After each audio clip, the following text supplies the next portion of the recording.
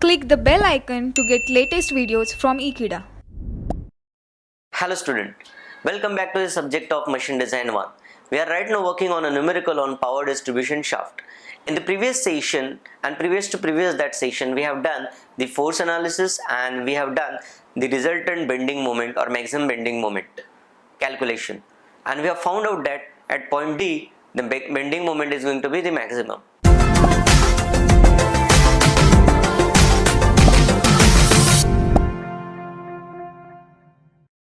Now let us work at the torsional moment. The torsional moment we already have figured out for point C, torsional moment at point D and torsional moment at point E in our calculations, based on which if you draw the diagram it becomes, for this region it comes out to be 0, for this region it is coming to be like this, and for this region it is coming like this. For rest of the region it is again becoming 0, where it jumps from 0 to the highest value, 0 to this value, and this value to again 0. So let us write down these values and the found out values which are already written there. So we can see at point D we can experience the maximum shear stress again, and therefore extreme loads will act at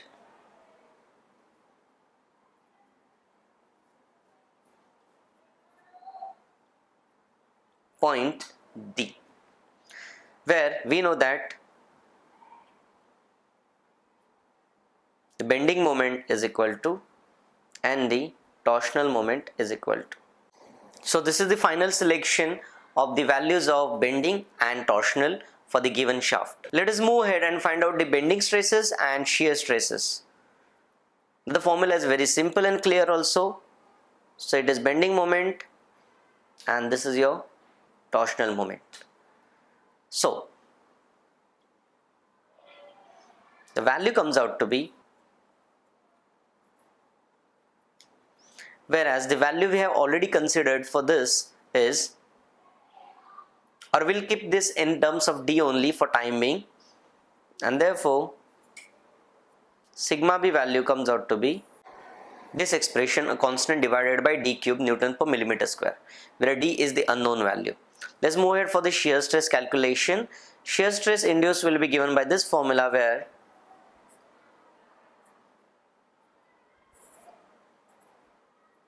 MT value comes out to be, if we solve this expression ahead, we'll get the shear stress induced is equal to, again in terms of D cube, somewhere around 3039600 Newton per millimeter square. This also is in terms of D cube. So basically unknown factor we have kept as it is, which we are going to substitute in the subsequent equations. Now there comes the nature of stresses. We need to understand that shaft is a member which is going to rotate continuously. So in that case the forces acting on it will, or the forces acting at one point will always get reversed in such a manner. For the case of maximum stress and minimum stress, it is going to be the positive sigma bending and negative sigma bending.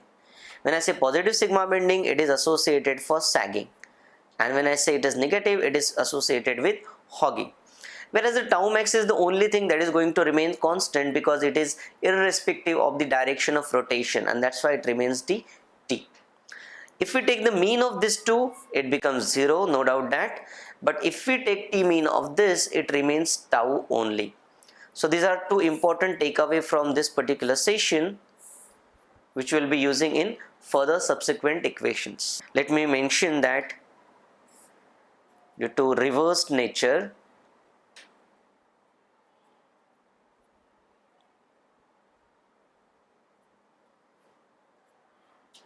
due to rotation.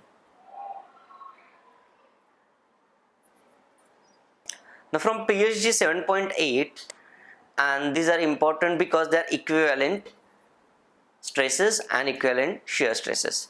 Now the formula is very simple, where it becomes mean and this particular factor. The ratios are already mentioned. For our case, Kf factor is equal to 1.6. It is mentioned in the same page. We have sigma A is equal to sigma B, because which is the bending stress. We have sigma Y is the yield stress, and we have sigma is 0.5 times sigma ultimate. If we substitute back the values, this particular value, mean value, is already 0 in our case. Kf factor is 1.6. Sigma A becomes sigma B, which value we already have written down is 2158.6075 into the yield strength that we already know about it is 370, and this particular factor becomes 0.5 times 650, which is the yield strength. Upon solving, we'll get the value in terms of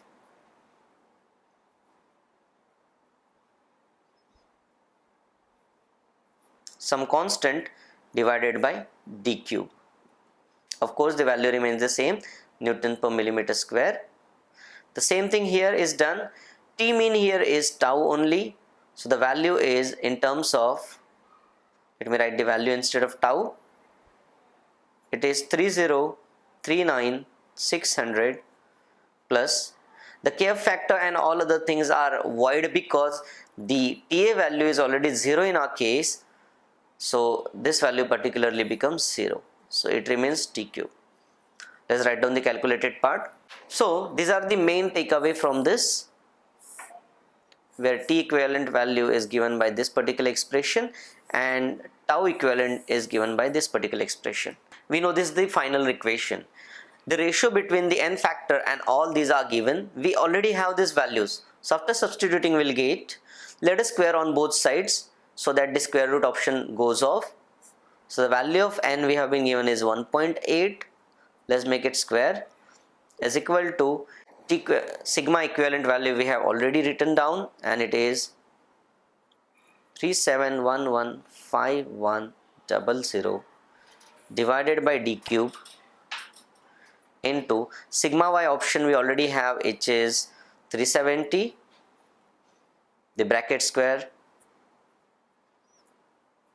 plus tau equivalent value we have figured out is 3039,600 divided by d cube into tau y is basically given by this particular formula, so which is 370 divided by cube root.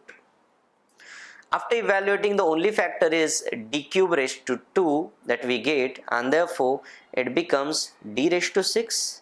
I've already figured out this calculation, you can work out with this, and that comes out to be somewhere around 3346564753 millimeter raised to 6, and if we take the sixth root, we will get the value of d somewhere equal to 38.67 millimeter.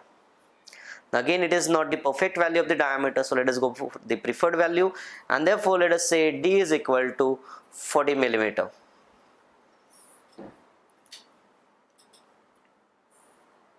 Which is the final calculation of your diameter. So there we had started with the combined loading, then we went for the force analysis on individual mounting, that was gear and two pulleys. In the next section we had looked at the force analysis in horizontal plane, vertical plane, and then we went for the resultant forces, and at the end we went through the calculation for the equivalent forces in bending and in torsion or shear, and then we found out the preferred diameter. So 40 diameter of shaft is preferred for this particular given case, and which will be safe in both shear as well as in bending. Thank you so much for watching this video. If you like this video, please subscribe to Ekeeda. Thank you.